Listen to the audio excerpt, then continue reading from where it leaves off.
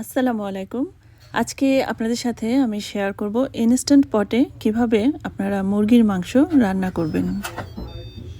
আমি আপনাদেরকে একটু দেখাচ্ছি আমার মাংসটা কেমন হলো। পুরো ভিডিওটি দেখবেন, আশা করি আপনাদের কাছে ভালো লাগবে। যারা ইনস্ট্যান্ট পটে রান্না করেন তারা তো জানেনই, আর যারা রান্না করেন না তাদের জন্য বলছি, ইনস্ট্যান্ট পটে রান্না করলে কিন্তু সময়টা খুব কম লাগে, একদম ঝটপট সহজেই হয়ে যায়, ঝামেলাও নেই নাড়াচাড়ার অত, আর ঘরের স্মেলটাও একটু কমই হয়। রান্নাটা চড়িয়ে আপনারা অন্য রান্নাগুলোও কিন্তু করে ফেলতে পারবেন। তাই আমার রান্নাগুলো দেখুন, আশা করি আপনাদের ভালোই লাগবে। আর প্রথমেই একটা রিকোয়েস্ট করে রাখি, যারা আজকে প্রথম আমার চ্যানেলে তারা প্লিজ সাবস্ক্রাইব করে রাখবেন আমার চ্যানেলটি, যদি ভিডিওটি ভালো লাগে পরবর্তী ভিডিওর জন্য। আর আজকের ভিডিওটি ভালো লাগলে অবশ্যই একটি লাইক দেবেন, আর কমেন্টস করে জানাতে পারেন ভালো মন্দ অথবা যে কোনো কোশ্চেন থাকলে। আমি একটা মাংসের পিস নিয়ে ভেঙে দেখাচ্ছি কীরকম হলো। এটা কিন্তু একদম সুন্দর পারফেক্টলি ডান আর সফটও হয়েছে, আবার ভেঙে চুরেও যায়নি। খেতে কিন্তু অসাধারণ হয়েছে, টেস্টের কথা আর কি বলবো। একদমই চুলায় যে রান্না করি আমরা নেড়ে চেড়ে, ওরকমই হয়েছে টেস্টটা। অসাধারণ আসলে, এত কম কষ্টে এত মজার একটা তরকারি কি আর বলবো। চলুন তাহলে কথা না বাড়িয়ে ভিডিওটি দেখে নিন। আমি আজকে 3টা বাচ্চা মুরগি রান্না করব। আপনারা যদি কম বা বেশি রান্না করেন তাহলে ওভাবে ব্যালেন্স করে নেবেন সব কিছু। মুরগিগুলো ধুয়ে পানিটা ছেঁকে নিয়ে নিলাম, আর দিয়ে দিলাম 2 চা চামচ পরিমাণ লবণ, 2 টেবিল চামচ পরিমাণ আদা এবং রসুন বাটা, হলুদের পাউডার 2 চা চামচ। এবারে দিয়ে দিচ্ছি 2 চা চামচ লাল মরিচের পাউডার। আমি একটু বাচ্চা মুরগিটা ঝালঝালি পছন্দ করি, আপনারা যদি কম চান একটু কমিয়ে দেবেন। দিয়ে দিলাম 1 চা চামচ ধনিয়ার পাউডার, 2 চা চামচ জিরার পাউডার। এবারে সব মশলাগুলো মাংসের সাথে খুব ভালো করে মাখিয়ে নেব। যদি সম্ভব হয় মাংসটা বেশ কিছুক্ষণ ম্যারিনেট করে নেবেন, তাহলে কিন্তু টেস্টটা একটু বেটার আসবে। আর ম্যারিনেট না করলেও চলবে, যেহেতু এটা বাচ্চা মুরগি, খুব সহজেই কিন্তু রান্নাটা হয়ে যাবে, সেদ্ধও হয়ে যাবে।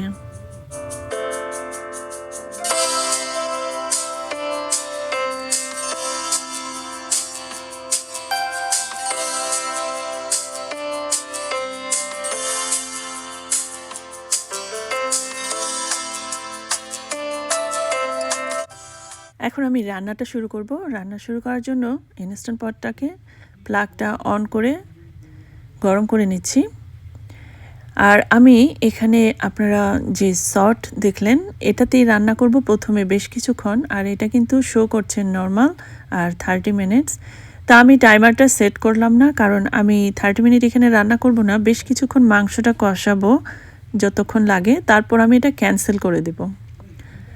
আমার পটটা এখন গরম হয়েছে, দিয়ে দিলাম সামান্য কিছু তেল, অলিভ অয়েল আর গরম মশলা এখানে তেজপাতা, এলাচ, দারুচিনি আর লং। এই গরম মশলাটা তেলের মধ্যে হালকা একটু ভেজে নেব, তাহলে কিন্তু গরম মশলার খুব সুন্দর একটা ফ্লেভার বের হয়। সেই জন্য আমি আগে মশলাটা দিয়ে দিলাম। এবারে দিয়ে দিচ্ছি এখানে 2 কাপ পেঁয়াজ কুচি। পেঁয়াজটা আমি ছোট ছোট করেই কেটেছি, যেহেতু এটা বাচ্চা মুরগি, এটা কিন্তু বেশিক্ষণ সময় লাগবে না। তাই এই পেঁয়াজটা আর গরম মশলাটা আমি এখন তেলের মধ্যে বেশ কিছুক্ষণ ভেজে নিলাম, তারপর মাংসগুলো অ্যাড করে দিচ্ছি। মাংসগুলো অ্যাড করে এই পেঁয়াজের সাথে মাংসটা আবারও একটু মেখে, তারপর বেশ কিছুক্ষণ আমি নেড়ে চেড়ে এটাকে কষাবো। কারণ আপনারা যদি এভাবে একটু কষিয়ে নেন, তাহলেই কিন্তু মাংসটা খেতে একদম চুলায় রান্নার মতো টেস্টটা আসবে, আর খেতেও খুব ভালো লাগবে। আর যদি এই কষানোর প্রসেসটা না করেন, সরাসরি প্রেশার কুকারে দিয়ে দেন, তাহলে কিন্তু টেস্টটা একটু অন্যরকম হয়, একটু সেদ্ধ সেদ্ধ লাগে। আর এই কারণেই এই কষানোর প্রসেসটা আমি একটু দেখালাম। আমার কষানোটা হয়ে গিয়েছে, আমি বেশিক্ষণ কষাইনি, এখানে প্রায় 7-8 মিনিটের মতো কষিয়েছি। আর কতগুলো নতুন আলু 2 টুকরো করে দিয়ে দিলাম, সাথে দিয়ে দিলাম 1 কাপ পরিমাণ পানি। আর বেশি পানি দিতে হবে না, কারণ আমি এখন প্রেশার কুকারে রান্নাটা করব। আর প্রেশার কুকারে রান্না করলে পানি খুব বেশি দেওয়া দরকার নেই, কারণ পানিটা কিন্তু তেমন একটা কমে না। আমি দিয়ে দিচ্ছি কিছু কাঁচামরিচ, ভেঙে ভেঙে দিলাম যেন ফ্লেভারটা সুন্দর করে ছড়ায়। সব কিছু আবারও খুব ভালো করে মিশিয়ে দিচ্ছি, কারণ এখন আমি এটা ঢাকনাটা বন্ধ করে প্রেশার কুকে রান্নাটা দিয়ে দেব।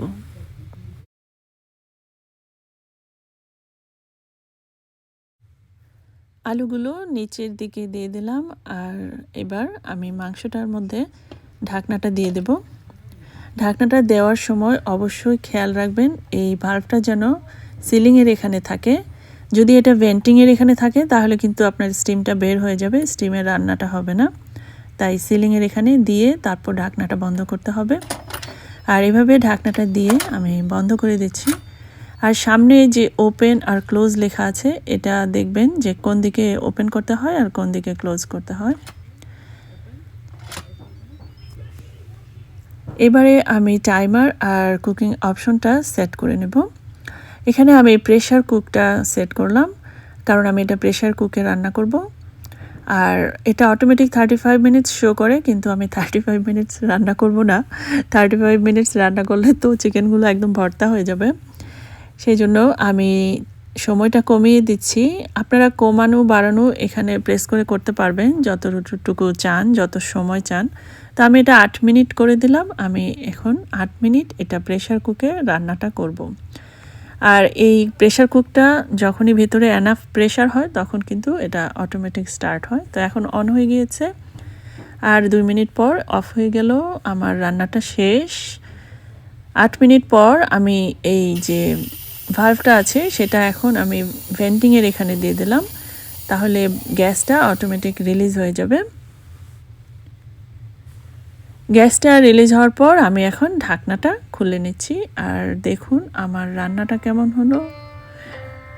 সত্যি সত্যি এত দ্রুত একটা মাংস তরকারি রান্না করা যায়, তাও নাড়াচাড়া এত ঝামেলা ছাড়া, এটা কিন্তু কল্পনাই করা যায় না। আর সেজন্য ইনস্ট্যান্ট পট কিন্তু আমার খুব পছন্দের একটা যন্ত্র আমার রান্নাঘরে। আশা করি আপনাদের কাছে আমার আজকের ভিডিওটি ভালো লাগবে। আজ এই পর্যন্তই, আবারও দেখা হয়ে যাবে ইনশাল্লাহ। সেই পর্যন্ত সবাই ভালো থাকুন, নিরাপদে থাকুন। আল্লাহ হাফেজ।